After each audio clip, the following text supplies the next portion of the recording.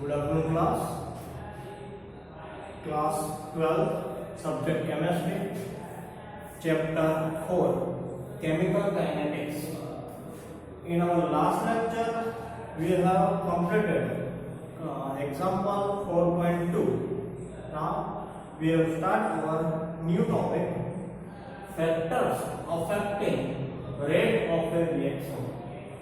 In our previous lecture, we have already discussed which factors are responsible to decrease or increase rate of reaction.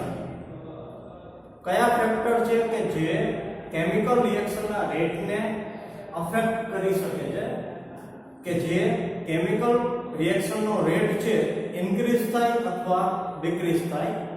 તો rate of a reaction depend upon the experimental conditions such as concentration of reactant, temperature and catalyst. બરાબર, આ ત્રણ જે main factors છે. First of all concentration of reactant, second temperature and third catalyst. Catalyst છે તે પોતે participate થઈ અને કેમિકલ રિએક્શનનો રેટ છે તે ઇન્ક્રીઝ કરે છે. તો આ ત્રણ ફેક્ટર્સ છે જે કેમિકલ રિએક્શનને પોતે શું કરે છે તો અફેક્ટ કરે છે. Okay, first dependence off rate on concentration. The rate of a chemical reaction at given temperature may depend on the concentration of one or more reactant or product. The represent of rate of reaction in terms of concentration of the reaction is known as rate. It is also called rate equation or rate expression. Okay. હવે given temperature કોઈપણ chemical રિએક્શનનો જે rate છે તે chemical રિએક્શનની અંદર જે participate કરેલા reactant અથવા તો પ્રોડક્ટની કોન્સન્ટ્રેશન પર ડિપેન્ડ કરે છે. બરાબર, તો કેમિકલ રિએક્શનને કોન્સન્ટ્રેશનની કમ્પેરિઝનમાં એનો કેમિકલ રેટ છે એ જો આપણે ડિસાઈડ કરીએ તો તે ઇક્વેશનને રેટ ઇક્વેશન અથવા તો રેટ એક્સપ્રેશન કહેવાય છે. રિપીટ કરું કે કોઈ પણ કેમિકલ રિએક્શનનો રેટ જો એની કોન્સન્ટ્રેશનના કમ્પેરિઝનમાં લેવામાં આવે તો એ જે કેમિકલ રિએક્શનનો રેટ છે એને રેટ એક્સપ્રેશન અથવા રેટ ઇક્વેશન કહેવામાં આવે છે. બરાબર. Second, rate expression and rate constant. The rate of reaction decrease with the passage of time as the concentration of reactant decrease. Conversely, rates generally increase when reactant concentration increase. So, rate is reaction depend upon the concentration of reactant. Everyone know, જ્યારે આ chapter start થયું ને ત્યારે મેં તમને કીધેલું હતું કે કોઈ પણ કેમિકલ રિએક્શન હોય તો ઇનિશિયલ ટાઈમ કોઈ પણ રિએક્ટન્ટ હશે, ઇનિશિયલ ટાઈમમાં જે રિએક્ટન્ટ હશે એની કોન્સન્ટ્રેશન મેક્સિમમ હશે. જેમ ટાઈમ જશે, જેમ કેમિકલ રિએક્શન સ્ટાર્ટ થશે એમ ધીમે ધીમે જે રિએક્ટન્ટની કોન્સન્ટ્રેશન છે તે ડિક્રીઝ થશે. તો રિએક્ટન્ટની કોન્સન્ટ્રેશન ડિક્રીઝ થશે એના ઇન્વર્સલી કહેવાનો મીનિંગ કે એની ઓપોઝિટ જે ઇનિશિયલી પ્રોડક્ટ જે કોન્સન્ટ્રેશન કેવી હતી 0 હતી, બટ જેમ કેમિકલ રિએક્શન સ્ટાર્ટ થાય એમ ધીમે ધીમે જે પ્રોડક્ટની કોન્સન્ટ્રેશન છે તે હાઈ થશે. એટલે કહેવાનો મીનિંગ કે રિએક્ટન્ટની કોન્સન્ટ્રેશન જેટલી ડિક્રીઝ થાય એટલે જ તે પ્રોડક્ટની કોન્સન્ટ્રેશન છે તે ઇન્ક્રીઝ થશે. બરાબર. તો કહેવાનું એ છે કે rate of A reaction depend upon the concentration of reactant. Last જે સ્ટેટમેન્ટ છે બરોબર સાચું છે કે કોઈ પણ કેમિકલ રિએક્શનનો જે રેટ છે એ રિએક્ટન્ટની કોન્સન્ટ્રેશન ડિક્રીઝ થાય અથવા તો પ્રોડક્ટની કોન્સન્ટ્રેશન ઇન્ક્રીઝ થાય એના પ્રોપોર્શનલી એટલે ડાયરેક્ટલી કનેક્ટેડ છે. કન્સિડર અ જનરલ રિએક્શન. અહીંયા એક જનરલ રિએક્શન આપ્યું છે A + B, it is a reactant, gives C + B, it is a product. Small ABCD are the stoichiometric coefficient of reactant and product. જેટલા પણ મોલ આપણે reactant અને પ્રોડક્ટના લીધેલા છે તો small ABCD number of mall indicate કરે છે, એને કહેવાય stoichiometric coefficient.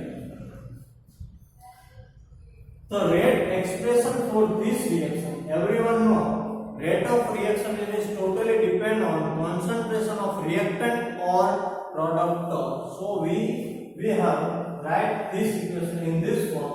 Rate equal to rate directly proportional to A raised to x into B raised to y. અહીંયા જે પ્રોપોર્શનલ ની સાઇન છે એને રિમૂવ કરવું હોય તો કમ્પલસરી એક કોન્સ્ટન્ટ લેવો પડે. અને અહીંયા એક વસ્તુ ધ્યાનમાં રાખજો કે આ જે રિએક્શન છે એ રેટ કેમિકલ રિએક્શનના રેટ સાથે ઇન્ક્લુડ થયેલું છે. તો આપણે જે પણ કોન્સ્ટન્ટ લેશું એને રેટ કોન્સ્ટન્ટ તરીકે ઇન્ડિકેટ કરવાનો છે. ખ્યાલ આવ્યો? એટલે પ્રોપોર્શનલી સાઇન કરવાનો રિમૂવ કરવા માટે બે કે કોન્સ્ટન્ટ લીધો. તો this reaction is also written as rate equal to k into a raised to x into b raised to y. બરાબર? તો હવે a and b it is a reactant where exponents x and y may or may not be equal to the stoichiometric coefficient of the reactant. Above equation can be written as, હવે ધ્યાનમાં રાખજો કે x અને y છે તે અહીંયા જે chemical reaction ની અંદર આપેલા છે તે કોએફિશિયન્ટ જે સ્ટોઇચિયોમેટ્રિક કોએફિશિયન્ટ હશે પણ ખરા અથવા ન પણ હોય. બરાબર? એટલે હંમેશા જે ઉપર આવે એ કોએફિશિયન્ટ હોય એવું જરૂરી નથી. હવે આ જે ઇક્વેશન છે તેને આવી રીતે પણ લખી શકાય કેમ કે આપેલું શું છે રિએક્ટન્ટ આપેલું છે. રિએક્ટન્ટની કમ્પેરિઝનમાં આપણે રિએક્શન રેટ ડિસાઈડ કર્યો છે. તો this reaction also we can write -dr/dt equal to k into a raised to x into b raised to y.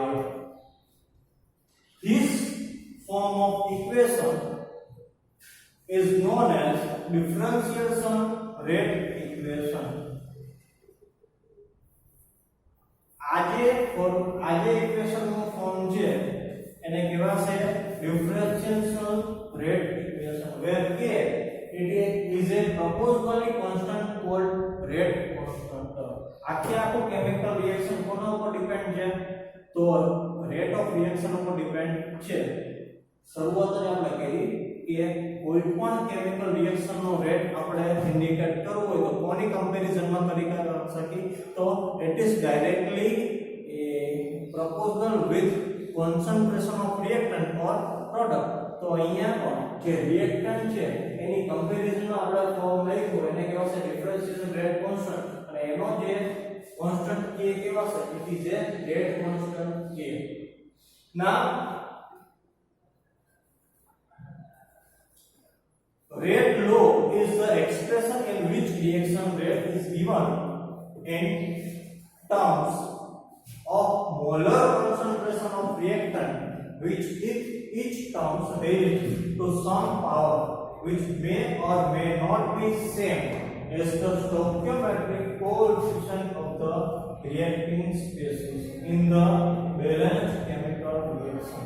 કેવાનો મીનિંગ શું છે કે કોઈ પણ કેમિકલ રિએક્શનનો જે રેટ છે એ it is directly connected, it is directly proportional with concentration of reactant and product.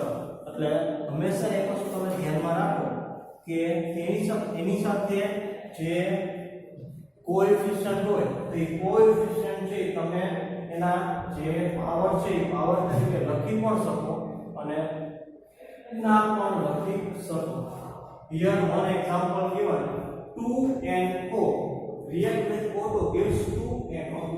Nitrogen oxide react with 2 mole of nitrogen oxide react with 1 mole of oxygen gives 2 mole of nitrogen dioxide. હવે આ જે chemical reaction છે એને differentiation ફોર્મમાં લખવું હોય તો કેવી રીતે લખી શકાય? જોયું તો rate equal to K into reaction તરીકે કોણ છે તો NO. તો NO ના પાવરમાં 2 આવે એટલે 2 મોલ આપણે લીધેલું છે અને 2 mall of NO react with 1 mole of O2 એટલે અહીંયા O2 ના ટેસ્ટમાં 1 ચાલે. એટલે કોઈ પણ કેમિકલ રિએક્શન ને ડિફરન્શિએશન ઇક્વેશન ના ફોર્મમાં તમારે લખવું હોય તો આવી રીતે લખી શકાય.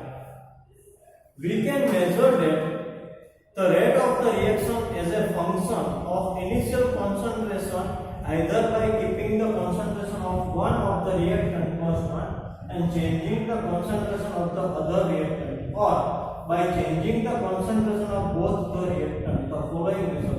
પેજ નંબર 101 પર તમને ટેબલ આપેલું છે કીધેલું છે કે અહીંયા બે જે રિએક્ટન્ટ આપેલા છે ઈ બે રિએક્ટન્ટમાંથી કોઈ પણ એક રિએક્ટન્ટને તમે કોન્સ્ટન્ટ કરી નાખો ને બીજા રિએક્ટન્ટની જે કોન્સન્ટ્રેશન છે ઈ ચેન્જ કરતા જાઓ અથવા તો જે બે રિએક્ટન્ટ છે એની કોન્સન્ટ્રેશન તમે ચેન્જ કરી અને જે તે ઇક્વેશન છે અથવા રેટ ઓફ રિએક્શન છે તે ફાઇન્ડ કરી શકો છો. બરાબર 101 નો ટેબલ આપેલું છે એનો પણ તમને ખ્યાલ આવશે. It is observed after looking at the result when the concentration of NO is doubled then O2 is kept constant and the initial rate increased by a factor of 4 from 0.096 to 0.384 mole per liter into second. હવે chemical reaction નું example આપેલું છે એમાં શું થયું જે NO છે એની concentration change કરી ડબલ કરી તો ડબલ કરવાથી જે NO ની કોન્સન્ટ્રેશન ડિક્રીઝ થઈ પણ જે કેમિકલ રિએક્શન નો રેટ છે ઈ 4 ટાઈમ થઈ ગયો. બરાબર અને ત્યાં જે O2 ની કોન્સન્ટ્રેશન હતી ઈ કોન્સ્ટન્ટ થઈ ગઈ. This indicates that the rate depend upon the square of the concentration of NO. When concentration of NO is kept constant and concentration of O2 is double, the rate also gets double, indicating the rate depend of concentration of the O2 is the first power. હવે તમારે શું કરવાનું છે? Second option તમારી પાસે એ છે કે NO ને કોન્સ્ટન્ટ રાખી અને O2 ની કોન્સન્ટ્રેશન જે ચેન્જ કરવામાં આવે જો O2 ની કોન્સન્ટ્રેશન ડબલ કરશો તો એની સામે રેટ પણ ડબલ થઈ જશે. ખ્યાલ આવ્યો? તો અહીંયા કોઈ પણ જે બે રિએક્ટન્ટ હોય બે રિએક્ટન્ટમાંથી એક રિએક્ટન્ટને તમે કોન્સ્ટન્ટ રાખી અને સેકન્ડ રિએક્ટન્ટ ઉપરથી જે રેટ ઓફ રિએક્ટન્ટ છે તે ફાઇન્ડ કરી શકો છો. The differential form of this expression is given -Br/dt equal to K N4/2 and O2/1. બરાબર. હવે કોન્સ્ટન્ટ રાખો તો જનરલી એના જે ફોર્મમાં વર આવે. Some other example are also given below. CHCl3 react with Cl2 gives CHCl4 plus HCl. હવે અહીંયા આ એક્ઝામ્પલમાં રિએક્ટન્ટ તરીકે કોણ છે તો ક્લોરોમિથેનોલ CHCl3 ટ્રાઇક્લોરોમીટર react with 1 mole of Cl2. હવે આને તમારે રેટ ઓફ ડિફરન્શિએશન જે રેટ ઇક્વેશન હતું આ ફોર્મ એમાં ઇન્ડિકેટ કરવું હોય તો rate equal to K into CHCl3 plus CHCl3 into Cl2 raised to 1/2. કેમ 1/2 આવ્યું? કેમ કે આ જે Cl2 હતું એમાંથી એક જ Cl સાથે તે પોતે રિએક્શન કરે છે એટલા બરાબર. Cl3COOH5 plus H2 હવે આ gives Cl3COOH plus C2H5OH. હવે આને તમારે જે ડિફરન્શિએશન રેટ રિએક્શનમાં લખવું હોય તો રિએક્ટન્ટ તરીકે કોણ છે Cl3COOH2H5 અને H2O. તો rate equal to K into Cl3COOH2H5 અને H2O છે એની કોન્સન્ટ્રેશનમાં કોઈ પણ જાતની ચેન્જીસ થતા નથી બરોબર તો એટલા માટે અહીંયા રેસ ટુ 0 કેમ કે એને કોન્સ્ટન્ટ રાખેલું છે એટલા માટે એટલે હવે તમને ફેક્ટર અફેક્ટિંગ જે મેટર છે અને કોઈ પણ કેમિકલ રિએક્શનનો જે ડિફરન્શિયલ રેટ રિએક્શન છે કેવી રીતે લખી શકાય કમ્પેર ટુ રિએક્ટન્ટ કોન્સન્ટ્રેશન એ ફાવી ગયો છે in our next lecture we will discuss about order of reaction.